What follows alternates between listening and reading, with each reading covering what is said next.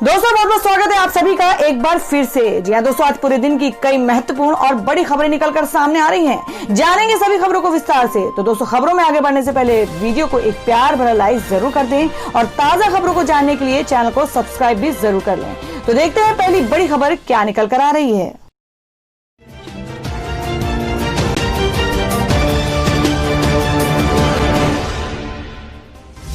तो दोस्तों, आज की पहली बड़ी खबर बता दें कि आम आदमी पार्टी के कटघरे में योगी सरकार, सांसद संजय सिंह पर दर्ज करवाई एफआईआर।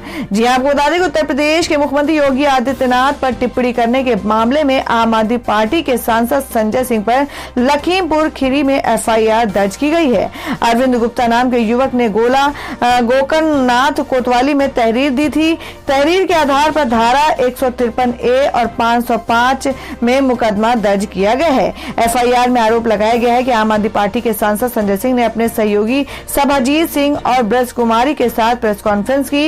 इसकी रिपोर्ट 13 अगस्त को समाचार पत्रों में छपी है। इनमें संजय सिंह ने मुख्यमंत्री पर आरोप लगाए हैं कि प्रदेश में लोगों को चुन चुन कर मारा जा रहा है, ब्राह्मणों पर अत्याचार हो रहा है। भाजपा के 58 विधायक ब्राह्मण हैं और वे भी बहुत गुस्सा है। उप मुख्यमंत्री डॉक्टर दिनेश शर्मा ब्राह्मण है, लेकिन वे आवाज नहीं उठाते।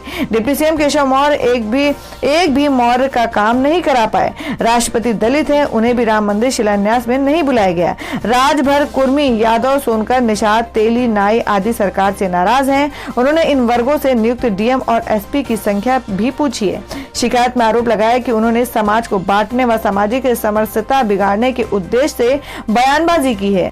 और वहीं अगली खबर बता दें कि पूर्व सीएम अखिलेश यादव ने गोरखपुर वाराणसी की बदहाली पर कसा तंज, लिखा सबका साथ सबका विकास। जी हम बात कर रहे हैं कि गोरखपुर वाराणसी राष्ट्रीय राजमार्ग की दुर्दशा पर पूर्व मुख्यमंत्री और सपा के राष्ट्रीय अध्यक्ष अखिलेश यादव ने ट्विटर के माध्यम से तंज कसा है। अखिलेश यादव ने राष्ट्रीय राजमार्ग 29 की बदहाली और वहां लगने ट्रकों की लंबी कतार वाली अमर उजाला की फोटो ट्वीट करते हुए लिखा कि सबका साथ सबका विकास। गौरतलब है कि सीएम योगी 2 दिवसीय दौरे पर मंगलवार को गोरखपुर आए हैं और ऐसे में उन्होंने मंगलवार शाम को गोरखपुर सर्किट हाउस की समीक्षा बैठक में इस राजमार्ग की खस्ता हालत पर नाराजगी जताई थी। उन्होंने अधिकारियों को जल्द से जल्द काम पूरा करने का निर्देश दिया था। और बता दें कि गोरखपुर से वाराणसी को जोड़ने वाला राष्ट्रीय राजमार्ग पूरी तरह से टूट गया है। बड़ी खबर निकल कर आ रही है। आपको बता दें कि राष्ट्रपति रामनाथ कोविंद की चीन को 2 टूक, कहा अशांति पैदा करने वाले को देंगे माकूल जवाब। जी आपको बता दें कि स्वतंत्रता दिवस की पूर्व संध्या पर राष्ट्रपति रामनाथ कोविंद ने देशवासियों को संबोधित करते हुए चीन को सख्त संदेश दिए हैं। आपको बता दें कि राष्ट्रपति ने कहा कि आज जब विश्व समुदाय के सामने कोरोना जैसी सबसे बड़ी चुनौती सामने आई है, तब हमारे पड़ोसी ने अपनी विस्तारवादी गतिविधियों को चालाकी से अंजाम देने का दुस्साहस किया है। सरहदों की रक्षा में हमारे जवानों के शौर्य ने यह दिखा दिया है कि हम शांति चाहते हैं, लेकिन यदि कोई अशांति उत्पन्न करने की कोशिश करेगा तो उसे माकूल जवाब दिया जाएगा। राष्ट्रपति ने अपने संबोधन में गलवान घाटी में वीरगति पाने वाले वीर जवानों को भी नमन किया है। आपको बता दें कि राष्ट्रपति ने कहा कि हमें एकजुट होकर संघर्ष करने की जरूरत है। हमारे पड़ोसी की विस्तारवादी गतिविधियों को नाकाम करने और सीमाओं की रक्षा करने के दौरान हमारे बहादुर जवानों ने अपने प्राण न्यौछावर कर दिए। भारत माता के वे सपूत राष्ट्र गौरव के लिए ही जिए और उसी के लिए मर मिटे। पूरा देश गलवान घाटी के बलिदानियों को नमन करता है और हर भारतवासी के हृदय में उनके परिवार के सदस्यों के प्रति कृतज्ञता का भाव है। उनके शौर्य ने यह दिखा दिया है कि यद्यपि हमारी आस्था शांति में है, लेकिन कोई अशांति उत्पन्न करने की कोशिश करेगा तो उसे माकूल जवाब दिया जाएगा। और दोस्तों मैं अगली खबर बता दें कि राहुल गांधी बोले कि लद्दाख में चीनी इरादों का सामना करने से डर रही है मोदी सरकार। जी हम बात करें कि भारत चीन विवाद को लेकर कांग्रेस के पूर्व अध्यक्ष राहुल गांधी ने एक बार फिर से केंद्र की मोदी सरकार पर हमला बोला है। राहुल गांधी ने ट्वीट कर कहा कि मौजूदा सरकार पर आरोप लगाया है उनके अंदर चीन का सामना करने की हिम्मत नहीं है। राहुल गांधी ने कहा कि प्रधानमंत्री के व्यक्तिगत साहस की कमी और मीडिया की चुप्पी की भारत को बहुत भारी कीमत चुकानी होगी।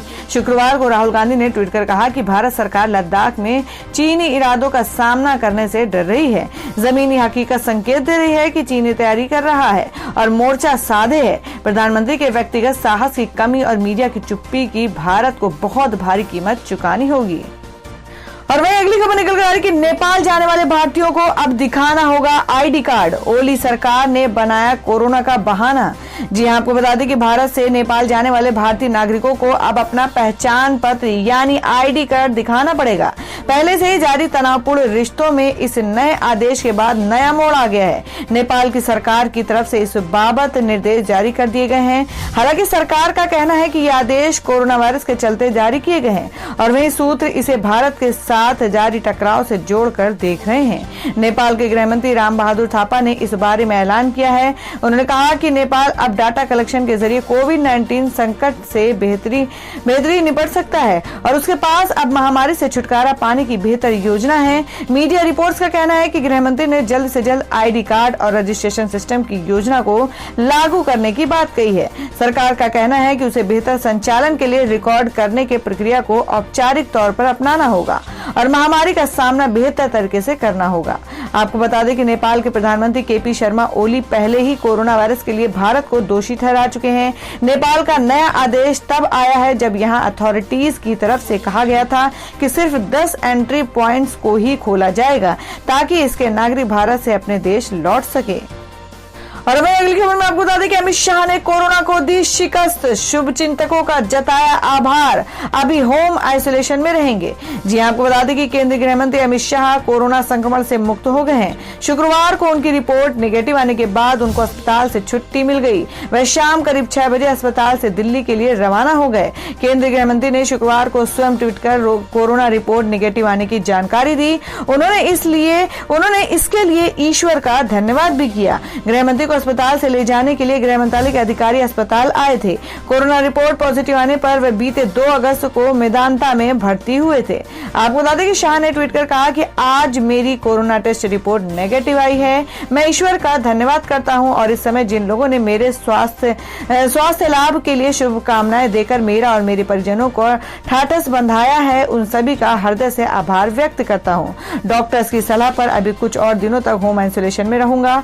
गृह मंत्री ने मेदांता अस्पताल के डॉक्टरों और पैरामेडिकल स्टाफ को भी धन्यवाद दिया है। उन्होंने ट्वीट कर कहा कि कोरोना संक्रमण से लड़ने में मेरी मदद करने वाले और मेरा उपचार करने वाले मेदांता अस्पताल के सभी डॉक्टरों और पैरामेडिकल स्टाफ का भी आभार व्यक्त करता हूं।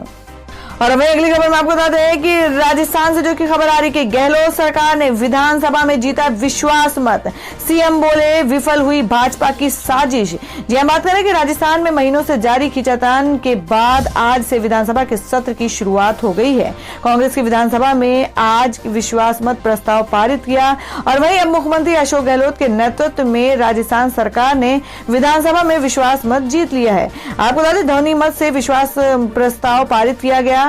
इसके साथ ही 21 अगस्त तक सदन को स्थगित किया गया है। विश्वास मत हासिल करने के बाद गहलोत ने कहा कि पूरे राज्य में खुशी की लहर है। राजस्थान में भाजपा की साजिश विफल हो गई है। मैं इसे राजस्थान के लोगों की जीत मानता हूं और अब हमें कोरोना से लड़ने के लिए एक साथ काम करना होगा।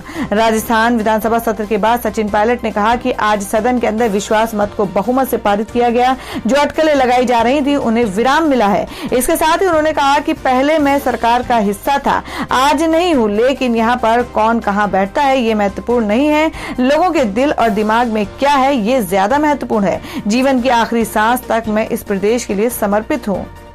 तो दोस्तों खबरों में आगे बढ़ने से पहले जान लेते हैं आज के माइंड क्विज के सवाल को। आज का सवाल है आपको बताना है कि सिकंदराबाद शहर किस राज्य में स्थित है।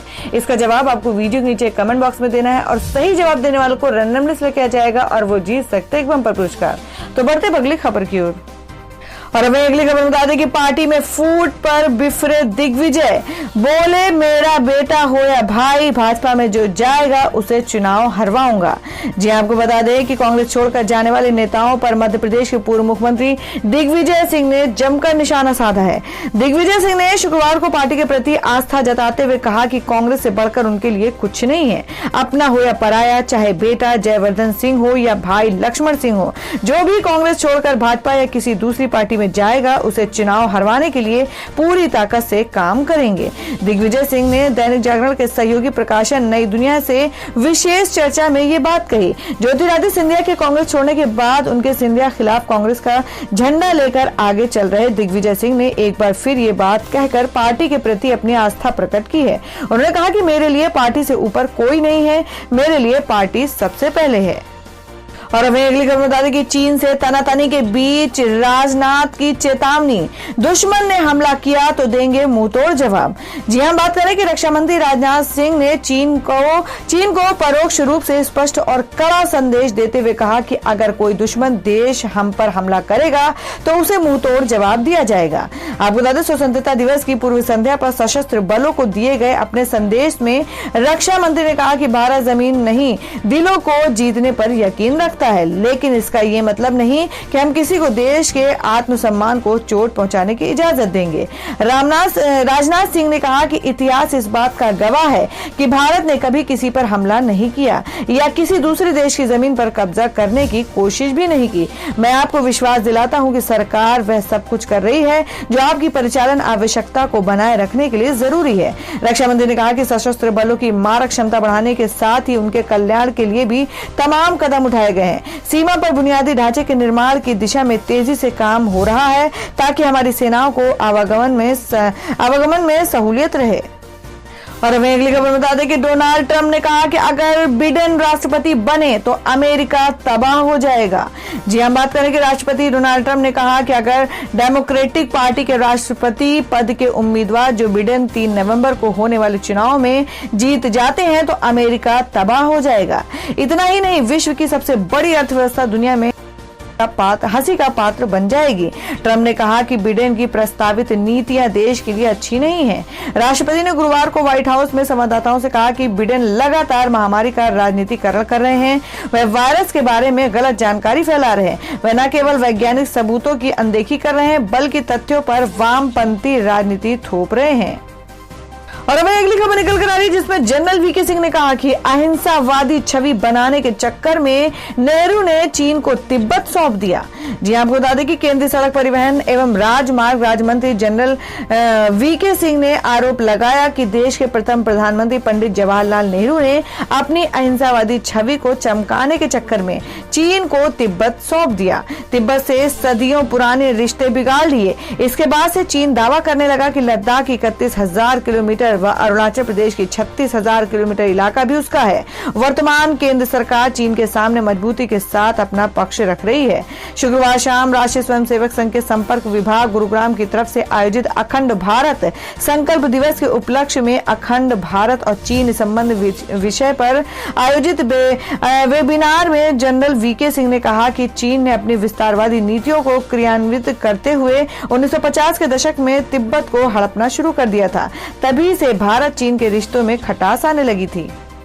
तो दोस्तों, खबरों में आगे बढ़ने से पहले एक बार फिर से आपको याद दिला दें कि अगर आपने अभी तक हमारे वीडियो को लाइक नहीं किया तो जल्दी से वीडियो को लाइक कर दें, क्योंकि आपका एक लाइक हमारे लिए बहुत ही महत्वपूर्ण होता है। और अगर आप हमारे चैनल पर नए हैं तो चैनल को जरूर सब्सक्राइब कर लें और बेल के बटन को भी जरूर हिट कर दें। और हमारी पूरी न्यूज को जानने के लिए वीडियो को लास्ट तक जरूर देखें। बढ़ते अगली खबर की ओर।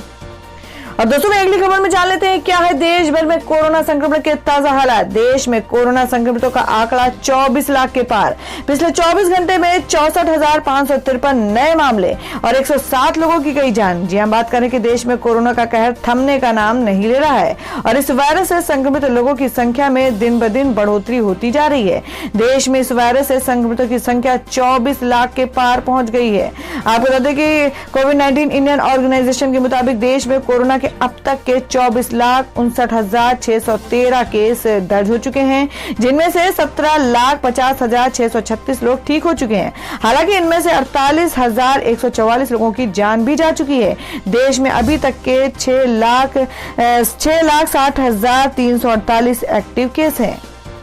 और अब अगली खबर में आपको बता दें कि रिपोर्ट में दावा कि टिकटॉक में निवेश कर सकते हैं उद्योगपति मुकेश अंबानी। जी हम बात करेंगे शॉर्ट वीडियो आधारित ऐप टिकटॉक में निवेश करने के लिए भारत के सबसे अमीर उद्योगपति मुकेश अंबानी विचार कर रहे हैं। एक रिपोर्ट में इस बात का दावा किया गया है। हालांकि बताया जा रहा है कि ये बातचीत अभी बेहद शुरुआती दौर में है और रिलायंस समूह अभी निवेश की संभावनाओं पर विचार कर रहा है।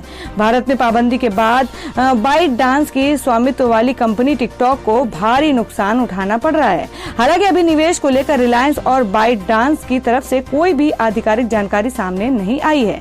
आपको बता दें गलवान घाटी में 20 भारतीय जवानों की शहादत के बाद भारत में 59 चीनी एप्लीकेशन को बैन कर दिया गया था। और दोस्तों में अगली खबर में जान लेते हैं क्या है देश भर में मौसम के ताजा हालात। देश में कई हिस्सों में हो रही है भारी बारिश और इस बीच आईएमडी का ताजा अपडेट, जाने कब थमेगी आफत। जी हां, बात करें कि देश के कई इलाकों में भारी बारिश से लोगों की परेशानी बढ़ रही है। राजधानी दिल्ली में जबरदस्त बारिश के बाद मौसम विभाग ने अगले 2 से 3 दिन और अच्छी बारिश की संभावना जताई है। भारत मौसम विज्ञान विभाग आईएमडी ने अपने पूर्वानुमान में बताया कि देश के ज्यादातर हिस्सों में अगले 2-3 दिन भारी से बहुत भारी बारिश हो सकती है।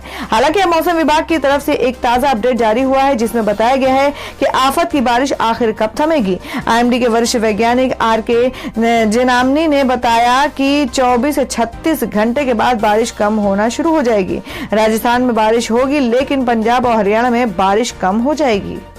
तो दोस्तों ये थी अब तक की सभी बड़ी खबरों की अपडेट्स। टुडे ब्रेकिंग न्यूज और लेटेस्ट खबरों को देखने के लिए हमारे चैनल को सब्सक्राइब जरूर कर लें, वीडियो को लाइक और शेयर भी जरूर कर दें अपने दोस्तों और रिलेटिव्स के साथ। तो दोस्तों फिर मिलेंगे काम की खबरों और सरकारी योजनाओं की एक और नई वीडियो के साथ। तब तक के लिए धन्यवाद दोस्तों।